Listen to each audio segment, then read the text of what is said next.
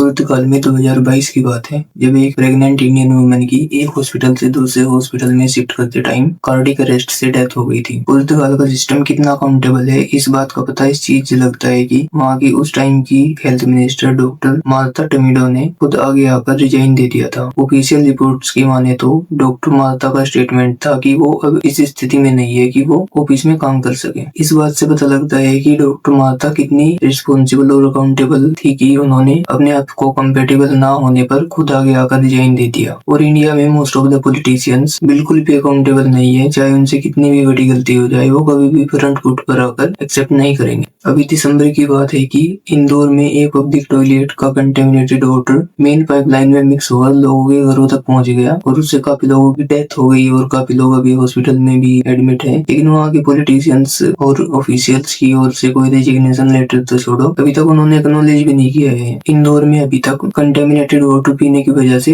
लगभग 13 लोग मारे जा चुके हैं और लगभग 200 से ज्यादा लोग हॉस्पिटलाइज्ड है। लेकिन जब एक रिपोर्टर ने मध्य प्रदेश के urban development and housing minister mister Kailash Vijayvargiya से इस बारे में पूछा तो उनका जवाब कितना शॉकिंग था ये आप खुद ही सुन लीजिए। बहुत सारे लोगों को अभी तक जो रिफंड की बात कही गई थी वो भी नहीं मिला कैलाश जी, और पीने के पानी की ठीक से व्यवस्था। छोड़ो यार, तुम फोकट प्रश्न मत पूछो। नहीं, फोकट नहीं, ये तो मैं तो वहाँ होकर आया हूँ। क्या क्या क्या तुम कैलाश जी बात ठीक से कीजिए, नहीं शब्दों का चयन ठीक रखिए। कहाँ पुर्तगाल की मिनिस्टर इतनी अकाउंटेबल और रिस्पॉन्सिबल और कहाँ हमारे देश के नेता, इनको 13 लोगों के मर जाने से भी कुछ फर्क नहीं पड़ रहा। ऊपर से बिहेव भी ऐसा कर रही है जैसे आम जनता को लेकर इनकी कोई जिम्मेदारी नहीं बनती हो। आपने अपनी लाइफ में कभी ना कभी सोचा होगा हमारी माताएं, नानी, दादी, इन्होंने कभी भी अपनी लाइफ में तम्बाकू, सिगरेट इन सब का सेवन नहीं किया है, लेकिन फिर भी most of the Indian women cancer जैसी बीमारियों से जूझ रही है। इसका सबसे मेन कारण है कि इंडिया में मिलने वाली खाने की चीजों में बहुत ही गंदे लेवल पर मिलावट की जा रही है। गायों और भैंसों का दूध बढ़ाने के लिए उनको ऑक्सीटोसिन जैसे हार्मोन्स दिए जाते हैं, जिससे आजकल बच्चों में हार्मोन डिसबैलेंस जैसी चीजें सामने आ रही है। हवा, पानी और खाना एक इंसान की बेसिक नीड्स होती है, लेकिन इंडिया में आज के टाइम में पानी पोल्यूटेड है, एयर पोल्यूटेड है और खाने में आपको ग्रोथ हार्मोन्स, पेस्टिसाइड या फिर एंटीबायोटिक प्रिजर्वेटिव्स मिलेंगे। आजकल तो इंडियन मार्केट्स में मिलने वाली वेजिटेबल्स भी जेनेटिकली मॉडिफाइड आ रही है। इन सब के बीच सोचने की बात यह है कि हमारे देश की फूड अथॉरिटी क्या कर रही है। ना ही किसी फूड आइटम के लिए स्ट्रिक्ट प्रोसेस, ना ही कोई रूल रेगुलेशन, ना कोई पेनल्टी। ऑन पेपर दिखाने के लिए तो सब कुछ है, लेकिन नीचे टेबल के नीचे से जो चलता है वो है बस घूसखोर। पॉलिटिशियंस को रिश्वत देने के बाद कंपनियां चाहे सिटीजन्स को ये ऐसी बेच दे, सिस्टम को इस बात से कोई लेना देना नहीं है। 2011 की बात है जब F1 रेस पहली बार भारत इंटरनेशनल बुद्धा सर्किट पर होस्ट हुई। बुद्धा सर्किट जो कि ग्रेटर नोएडा में सिचुएटेड है, उसकी डेवलपमेंट कॉस्ट लगभग 2000 करोड़ से भी ज्यादा की है। बट अनफॉर्चुनेटली हमारे देश के पॉलिटिशियंस की डबल स्टैंडर्ड पॉलिसी के चलते ये रेस भारत में बस 2013 तक ही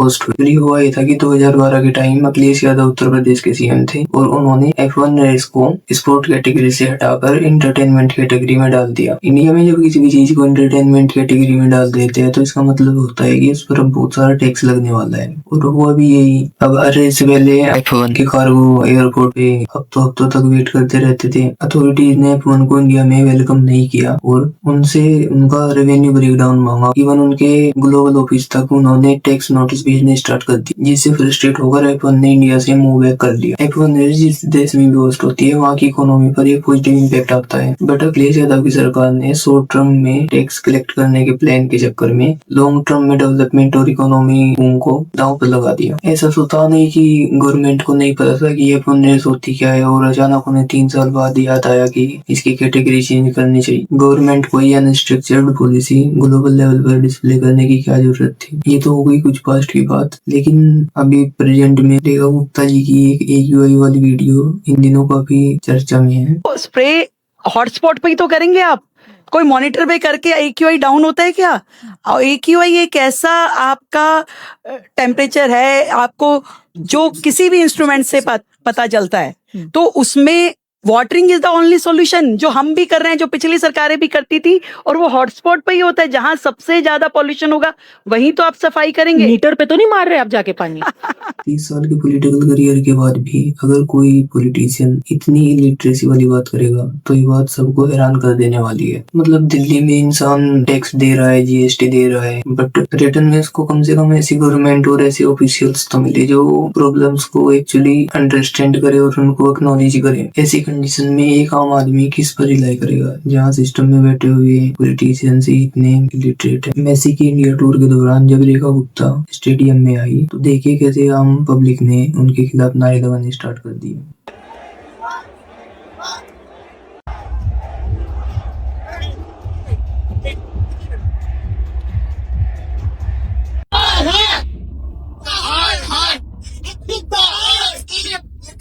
लेकिन हमारी गवर्नमेंट रियल इशूज को सोल्व करने की बजाय अपने फेक पीआर करने में इस हद तक बिजी हो चुकी है कि इस वीडियो को एआई से वॉइस ओवर देकर अपने ऑफिशियल सोशल मीडिया हैंडल पर अपलोड कर रही है।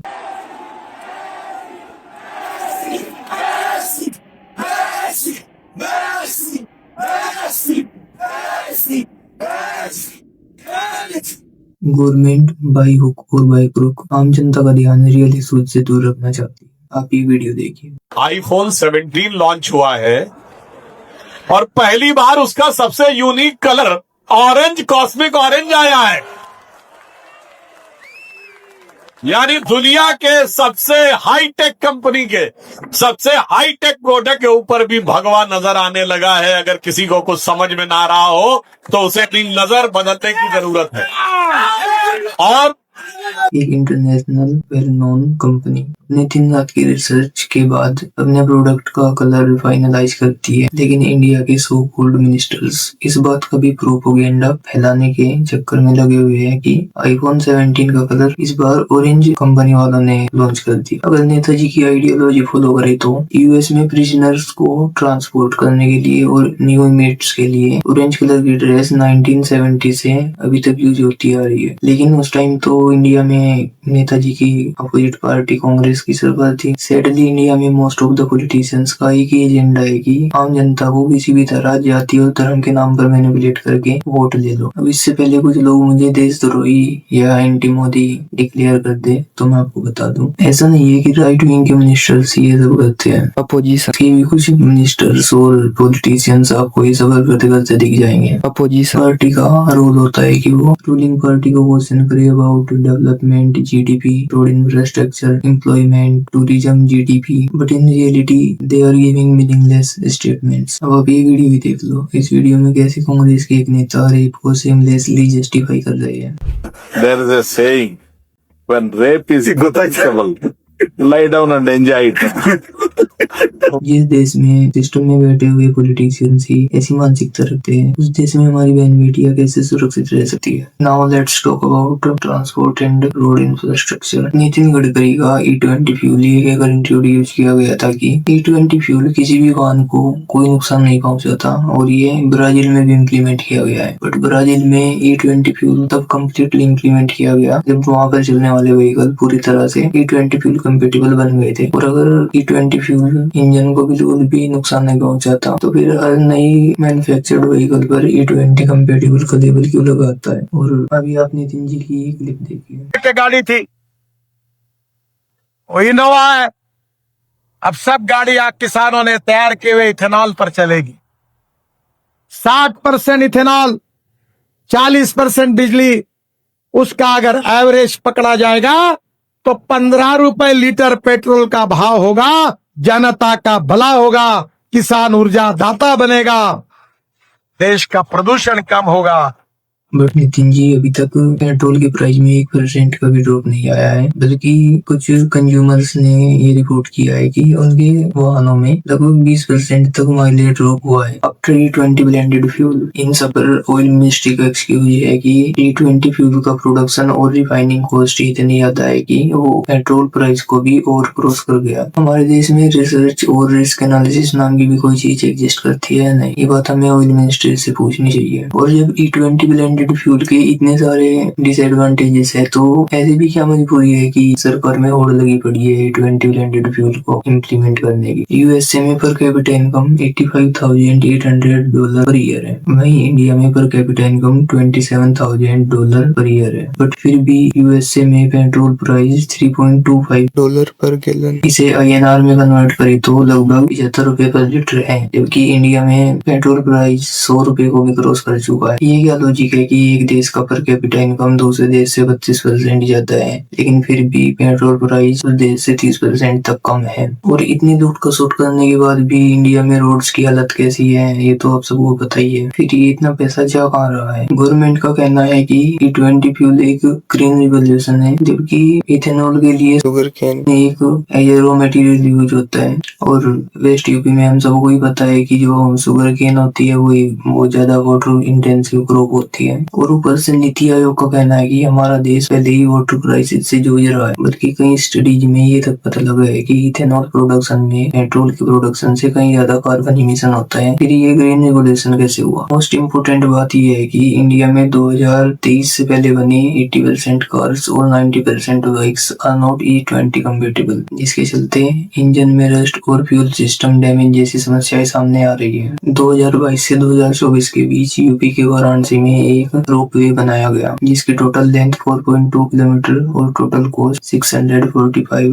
करोड़ थी। That means 153 crore for 1 kilometre. Meanwhile China की बुलेट ट्रेन की कॉस्ट भी 17 से 21 मिलियन डॉलर है, जो कि इक्वल है वाराणसी की रोपवे कॉस्ट की। लेकिन कहाँ एक तरफ इतने बजट में बुलेट ट्रेन जैसी टेक्नोलॉजी, इसके साइड बाय साइड इतनी सारी टेक्नोलॉजी और यूज हो रही है, और कहाँ एक सिंपल रोपवे। दोनों के इंफ्रास्ट्रक्चर में जमीन आसमान का फर्क है, लेकिन प्राइस फिर भी इतना सेम क्यों? द्वारका हाईवे जो सेंटर की भारतमाला परियोजना फेज 1 के अंडर बनाया गया था, उसका खर्चा सुनकर आप भी हैरान रह जाओगे। 2017 में cabinet committee on economic affair ने पर किलोमीटर कॉस्ट 18.20 करोड़ डिसाइड करी थी, लेकिन रियलिटी में ये कॉस्ट लगभग 250 करोड़ पर किलोमीटर तक पहुंच गई, यानी लगभग 14 time more than the cabinet committee decide. सरकार के टॉप ऑडिटर CAG ने अपने रिपोर्ट में रिवील किया है कि प्रोजेक्ट में बहुत लापरवाही हुई है, लाइक सक्सेसफुल बिडर्स ने टेंडर की कंडीशन फुलफिल नहीं की और फॉल्स डॉक्यूमेंट के बेस पर प्रोजेक्ट किसी को भी हैंड ओवर कर दिया गया था, और कई जगह पर तो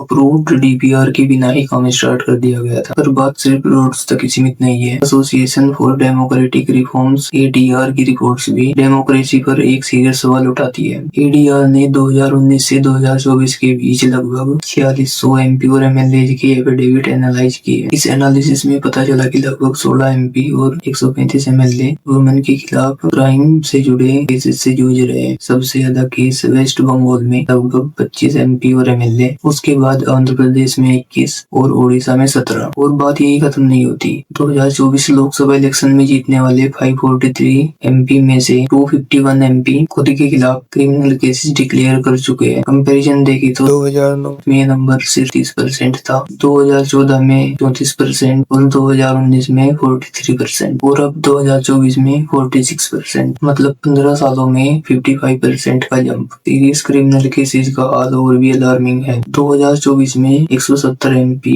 यानी 30% rape, murder, attempted murder, kidnapping और वुमेन रिलेटेड केसेस जैसे सीरियस चार्जेस फेस कर रहे। 2009 में ये नंबर सिर्फ 14% था, आज ये बढ़कर 31% हो चुका है, यानी 121% का इंक्रीज। आयरनी की बात यह है कि लोकसभा में एक कैंडिडेट जिस पर क्रिमिनल चार्जेस है उसके जीतने की चांस 15.3% है, लेकिन एक कैंडिडेट जिसका बिल्कुल क्लीन बैकग्राउंड है उसके जीतने की चांस ओनली 4.1% है। एक और ऐसे ही जीता जागता एग्जाम्पल है सुनील कुमार पिंटू का। ये बीजेपी के एक पॉलिटिशियन है जिनके पास्ट में 2 MMS लीक हुए थे और पिछले इलेक्शंस में इन्होंने सीतामढ़ी असेंबली सीट जीती थी। पास्ट में ये MP भी रह चुके हैं। आयरनी की बात यह है कि इसी इलेक्शंस में KC सिन्हा जो कि एक मैथमेटिशियन है, इन्होंने लगभग 170 प्लस बुक्स लिखी हैं, वो भी खड़े हुए थे, बट उन्हें सिर्फ 15,000 वोट मिली और सुनील कुमार पिंटू को ओवर 1 लाख वोट मिली। आप ये क्लिप देखिए। मैं विधानसभा के सदस्य निर्वाचित हुई हूँ। मैं ईश्वर से सदस्य लेती हूँ। मैं ईश्वर का विधि द्वारा स्थापित करती हूँ हुई हूँ। संविधान के प्रति सच्ची बोलिए ना अनुसार कहूँगी। हाँ के अखंडता अछूत रखूंगी। मैं जिस पद का निवेदन करती हूँ करने वाली हूँ उसके कर्तव्य का श्रद्धा पूर्वक निर्वहन करूंगी।